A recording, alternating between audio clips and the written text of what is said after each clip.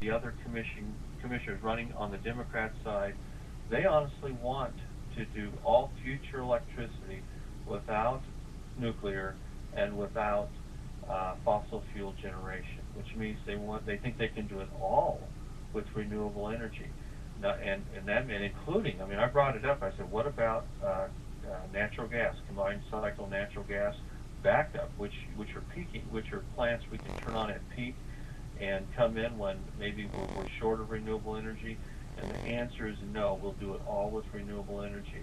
But the only way they can do that is have what I consider relying on bogus science to say, well, that CO2 is a dangerous or a pollutant, a greenhouse gas, and those who, and there may be people who listen to me say, well, isn't it a greenhouse gas? Well, take a look at the science of late. Look at the emails by those who put together, perpetrated fraud on the science, and you'll recognize that no, this has been a finance scam, a scam to enrich others on the backs of the ratepayers in the United States of electricity, and it's just purely to transfer wealth, socialize this country, and enrich others. And that's what all this is about. All the climate change, all this has just been a push to socialize America. Now, there are a few believers that believe that CO2 must be controlled, and they're the ones who say, I don't like cap and trade, but they want a carbon tax. They want it at the source because they want to raise energy prices. So either way, anyone who says carbon dioxide needs to be controlled, that it's a pollutant, wants to just rip your head off in rates. And that's the Obama plan, and frankly, that's the plan of the three Democrats who are running on the Democrat side. All three of them have bought into that, and to me it's a real scary thing, because I'm running, and my issue for me and the people that elect me is rates. Yeah, some of them want, I'm not saying that renewable energy, there's a problem with that. I think there's a place for all electrons in Arizona. I like them all. I don't discriminate between electrons. I just like the cheapest ones the best, and we've got to have the cheap ones in these coal-fired plants that we existingly have, because those keep our rates low while we're transitioning and doing renewable energy, so that people can actually afford this transition to doing cleaner and cleaner power. So I think that on the Obama plan is the Democrat plan. It should scare people to death. Now, on Barry Wong's plan, if you don't mind me getting into that. Don't mind at all. He was on my show last week, so yes, you can respond any way that you want. You've got all the time in the world here. Well, that's an interesting idea, and I think, and some people say, well, Gary, you said the same thing. You said we should turn off power to Los Angeles, and that's from a letter I wrote to Mayor Villaraigosa back in May. But I wrote that letter because, let me take folks back 15 years. 15 years ago, I was a county supervisor in Yuma County. I told everyone I was in the car business and had a rent-a-car agency. I also had a Shell gas station back then. But I was also a county supervisor. And for those in other states, that's like a county commissioner. But at that time, we were asked to cite, to do a special use permit at the zoning issue for a company called Copper Mountain Waste.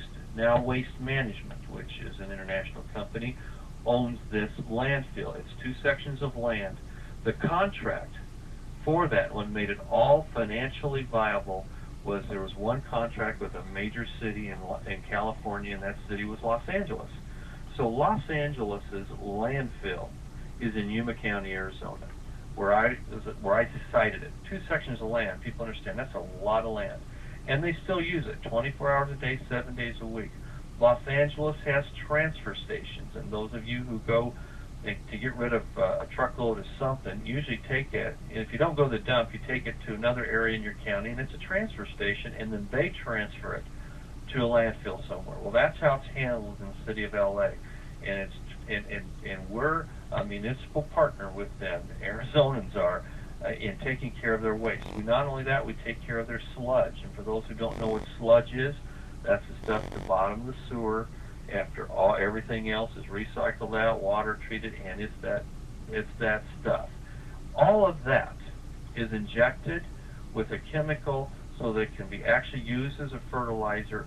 60 semi-trucks of that a day come to Arizona, and actually Yuma County is injected. 18 months later, it's perfectly usable as fertilizer and that sort of thing. I know that's people go, ooh, but the wonders of the world, been doing it for years. So we're so intertwined with LA. The one might wonder, well, why would they do such a thing? Well, the reason was Janice Hahn, who's a city councilwoman, was running for lieutenant governor against Gavin Newsom, the mayor of San Francisco, and they were simply trying to curry favor with the Hispanic vote, and they thought this is a way to do it. And what has been the result of this so-called boycott? Well, most Arizona companies have had no effect. They found out as long as they're the low bidder, they don't boycott them. If you're not the low bidder, they'll boycott you. So nothing's changed on that front. There are a few service industries, which with not a lot of employees, who have seen contracts end. But where you provide a product, and especially where you're the sole source, like the sludge, the guy that has that he sent him a letter and says, it doesn't appear you want to do business with us in Arizona anymore. He said, why don't we just terminate our contract, and I'll cease handling that.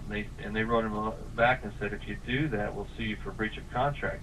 So LA's not, it was politics, and to me they should be condemned over that. And that's why they got the letter, because I had such involvement with them on the other issues. I knew how intertwined we were. So that's why I sent them a letter challenging them on that they own power in Arizona, and they own part of Palo Verde Nuclear. And Tucson Electric Power would love to buy their interest in Palo Verde Nuclear, but they won't sell it. And then they told me as much. And they told me exactly that. When I said, why don't you sell that power? And they said, well, we'd never sell Palo Verde. So they're not interested in any of the things that would really have an impact on Arizona. And actually, selling their power would just benefit us in Arizona, and would benefit or other folks that would want to buy that baseload power because it's cheap power. So that's the issue with California. Why I got them a letter, and your listeners might be interested to know that I finally did get a letter back from the mayor of LA here about 10 days ago, Clay, and he must have just put it in the tickler file, because I got one of those letters that said, Dear Mr. Pierce, thank you for contacting my office. So they did. They didn't actually address it. We sure pounded him hard for a week over it, though, and I enjoyed that. But I think Barry Wong decided, well, how can he get involved in this debate? Because Barry Wong's record as a legislator, and actually all 6 people running, 3 on the Republican side, 3 on the Democrat side, have been in the legislature. I was the majority whip. Brenda Burns, who I'm running with, was Senate president, and we were elected by our conservative Republican caucuses to be in leadership, and that's our background. In Arizona, for those who know, those who know, Americans for Prosperity is a national organization, and they rate legislators, and they have legislators sign tax pledges, and Brenda and I have always been a part of that, and we've been rated by that organization as friends of the taxpayer. Barry's been rated a big spender by that organization. So Barry is trying to figure out, how do I endear myself to conservatives? So he came up with this idea with not giving power to illegals. The thing that he forgets is the legislature has immigration policy authority. We don't. We have rate-making authority. So if the legislature tells the utility companies throughout the state, you need to check immigration status, well, how that affects the Corporation Commission is those utilities would come to us and say, we've been required to set up a program. We need money to do that, so we need new rates. You need to raise rates in order for us to do that. And that is the issue for us.